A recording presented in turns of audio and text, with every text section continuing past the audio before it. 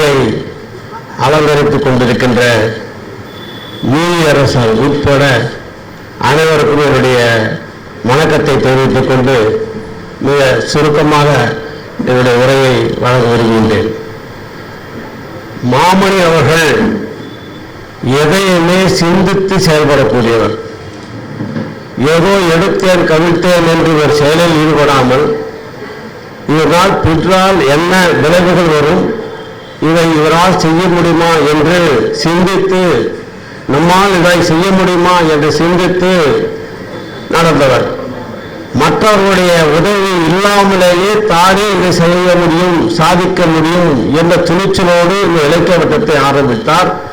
அதை போலத்தான் முகம் இதழையும் ஆரம்பித்தார். இன்றைக்கு இலக்கிய வட்டம் அவர் எப்போதுமே சொல்லுவார், எனக்கு 2 கைகள், ஒரு கை இளமாறன், இன்னொரு கை பிரபாகரன் என்று இதே மேடையிலே பல முறை சொல்லியிருக்கின்றார். முகம் இதழ் என்னுடைய பொறுப்பிலே வந்து கொண்டிருக்கின்றது.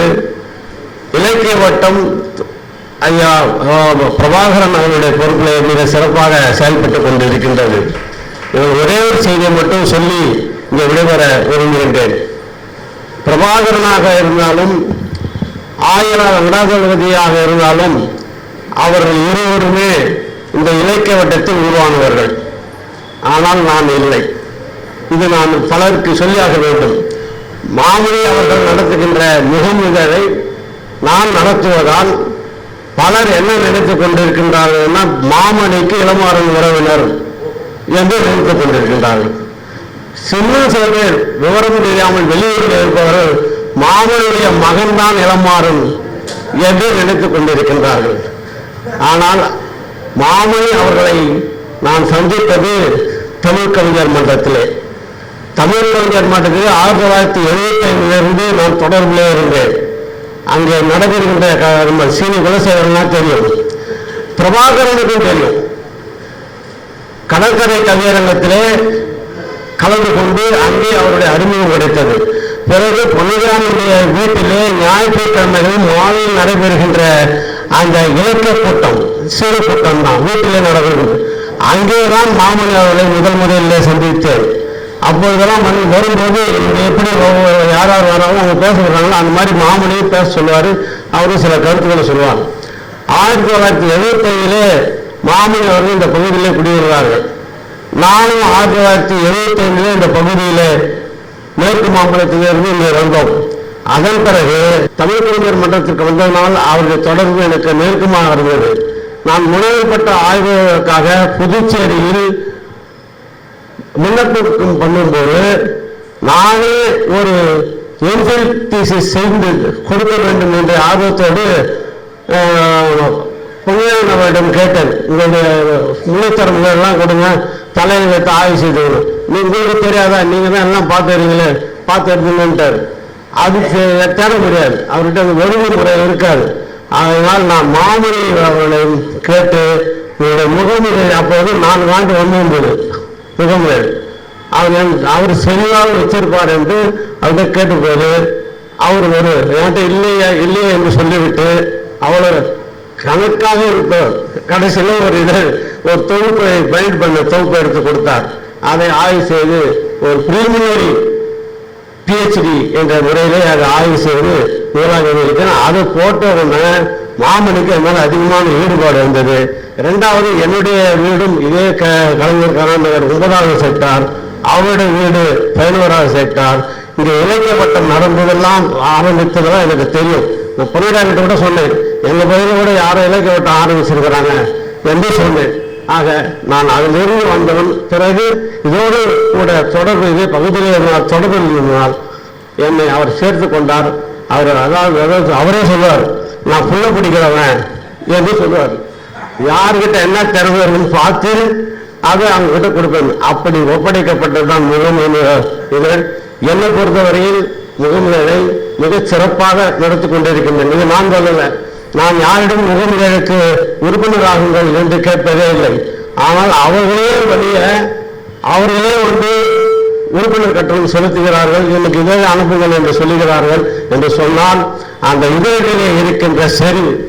அது மட்டுமல்ல, அம்மையார் அவர்கள் சொன்னது போல தமிழ்நாடு அரசு முகமுதலுக்கு தூய தமிழ் ஊடக விருது சென்ற ஆண்டு கொடுத்தது.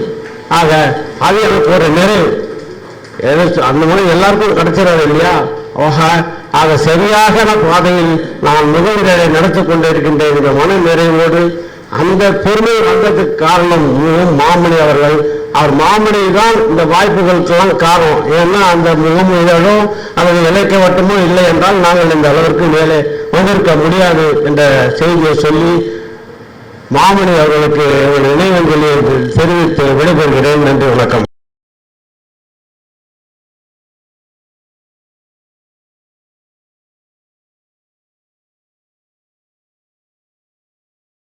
அனைவரையும் வணங்கி மகிழ்கின்றேன்.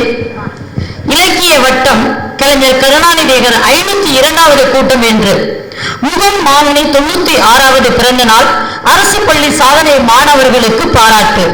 இன்றைய விழா சிறக்க வருகிறது பெருமை சேர்த்த சான்றோர் பெருமக்கள் அனைவரையும் வணங்கி மகிழ்கின்றேன்.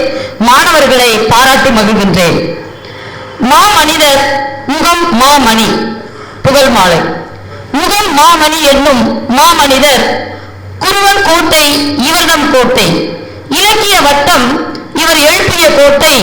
அறிஞர் பலருக்கு அறிமுகம் தந்தவர். அன்னை தமிழுக்கு அருமணி செய்தவர். அச்சு கோக்கும் தொழிலாளி அன்று விடுதலை நாளிதழ் விடியலை தந்தது நன்று. எழுத்தும் பேச்சும் இவர் இளமை கால முதல் மூச்சு. இலக்கிய வட்டம் எதிரொலிக்கும் இவர் பேச்சு. பள்ளி படிப்பை பாதியில் விட்டது சூழ்நிலை. பட்டறிவு கொண்டு பட்டை தீட்டிக் கொண்டது இந்த வைரம். எட்டாக்கனியா இருந்த கல்வியை முயன்று எட்டி பிடித்து பட்டமும் பெற்றது சிறப்பு. ஆயுள் காப்பீட்டு பணியை ஆற்றியது 36 ஆண்டுகள். இன்று அவர் நினைவை போற்றுகிறோம் 96 ஆண்டுகளால். ஆயுள் உள்ளவரை இலக்கிய பணிக்கு 91 ஆண்டுகள். அறிஞர் பெருமக்கள் அனைவரையும் கூட்டி அரிய சொற்பொழிவுகள் ஆற்றி மாணவர் நலனுக்கும் வினாவிடைகளை எல்லாம் நடத்தி தடைகள் பலவும் தாண்டி அதை உயர்ந்து நிற்கும் தமிழ் குன்று. படைப்புகள் எல்லாம் நூலாய் தந்தார். முகம் என்னும் இதழால் முகவரி தந்தார் பலருக்கு. பத்திரிகையாளராய் பன்முகம் கொண்ட பாவலர். பாவலர் கூடி பவள விழா கொண்டார் மகிழ. தமிழறிஞரின் வரலாறு படைத்த படைப்பாளி. ஞாயிறு தோறும் அறிஞர் கூட்டம். நற்சொற்பொழிவால் நிறைந்தது இலக்கிய வட்டம். இன்றும் தொடர்கிறது வற்றாத ஊற்றாய். இன்றும் தொடர்கிறது வற்றாத ஊற்றாய். இன்னும் தொடரும் இனிய விழுதுகள் வேர் பற்றி. இதயம் நிறைய ஐயா அவர்களை போற்றி மகிழ்வதே எம் வெற்றி என்று இந்த வாய்ப்புக்கு நல்லதொரு வாய்ப்புக்கு நன்றி கூறி விடைபெறுகிறேன். நன்றி, வணக்கம்.